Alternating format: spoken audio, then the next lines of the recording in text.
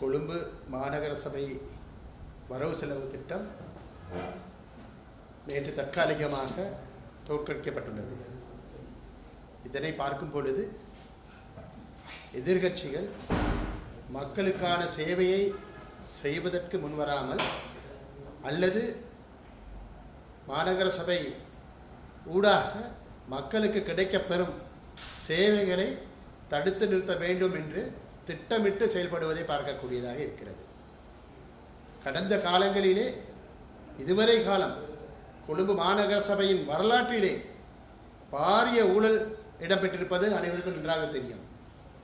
ஆகவே அப்படியான ஊழல்கள் அற்ற நேர்மையான ஒரு மாநகர சபை வரவு செலவு திட்டத்தை எதிர்க்கட்சிகள் இணைந்து, எதிர்க்கட்சிகள் என்று சொல்லும் பொழுது கடந்த காலங்களிலே மக்கள் பணத்தை கொள்ளையிட்ட கட்சிகளின் பிரதிநிதிகள் இணைந்து இந்த வரவு செலவு திட்டத்தை, இந்த கள்ளர் கூட்டம் வரவு செலவு திட்டத்தை தோற்கடித்திருக்கின்றார்கள்.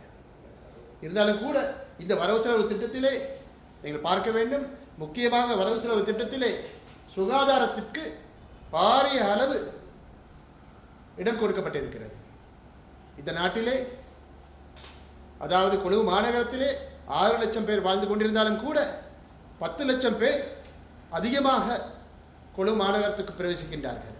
இவர்கள் அனைவரது பாதுகாப்பையும் சுகாதாரத்தையும் மேம்படுத்துவதற்கான பாரிய சுகாதார திட்டங்கள் கொண்டு வரப்பட்டிருக்கின்றன. அது மட்டுமல்ல, டெங்கு நோய்கள் போன்ற பல நோய்கள் வராமல் தடுப்பதற்கான பாரிய அளவு நிதி ஒதுக்கப்பட்டிருக்கின்றது. அது மட்டுமல்ல, தாய்மார்களுக்கு சிறார்களுக்கு தேவையான சுகாதார வசதிகளை செய்து கொடுப்பதற்கான அந்த சுகாதார சேவையை மேம்படுத்துவதற்கான பாரிய அளவு நிதி ஒதுக்கப்பட்டிருப்பதை நாங்கள் பார்க்கக்கூடியதாக இருக்கிறது. அதேபோல் இன்று கழிவுநீர், கொழும்பு மாநகரத்தை பொறுத்தவரையிலே கொழும்பு மாநகரத்திலே பல தோட்டப்புறங்கள் இருக்கின்றன. வறிய மக்கள், ஏழை எளிய வறிய மக்கள் வாழும் தோட்டப்புறங்கள் இருக்கின்றன. இந்த தோட்டப்புறங்கள் வசதியற்ற முறையில் இருக்கின்றன. மழை பெய்து விட்டால் அங்கே கழிவுநீர் பாரிய அளவிலே வெளியே வந்து மக்களுக்கு அசௌகரியத்தை ஏற்படுத்துகின்றது.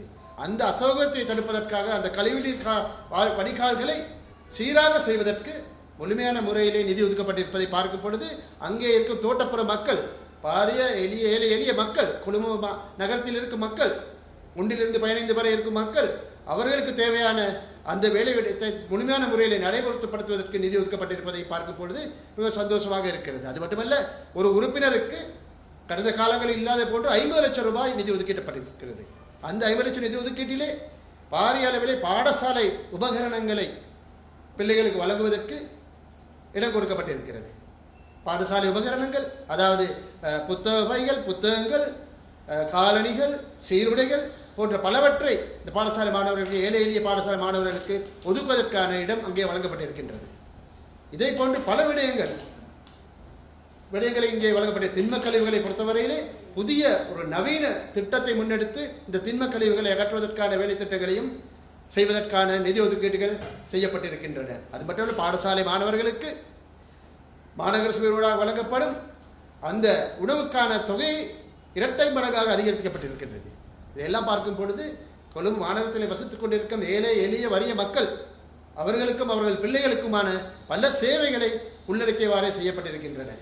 உண்மையிலே நான் எதிர்க்கட்சிகளிடம் கேட்க விரும்புகின்றேன், மக்களுக்கு சரியான முறையிலே நிதி ஒதுக்கீடுகள் சென்று மக்களுக்கு தேவையான விடயங்களை செய்து கொடுப்பதற்கான இந்த வரவு செலவு திட்டத்தை எதிர்ப்பதனூடாக மக்கள் நலனை நீங்கள் எதிர்க்கிறீர்கள் என்று தான் இதற்கு அர்த்தமாக இருக்கிறது. ஆகவே இந்த வரவு செலவு திட்டத்தை எதிர்ப்பதற்கு என்ன காரணம் இருக்கிறது என்று தெரியவில்லை. நேற்றைய உரையிலே எதிர்க்கட்சிகளின் தேசிய அமைப்பாளர் என்று சொல்லப்படும் ஒருவர் சொல்லுகிறார்,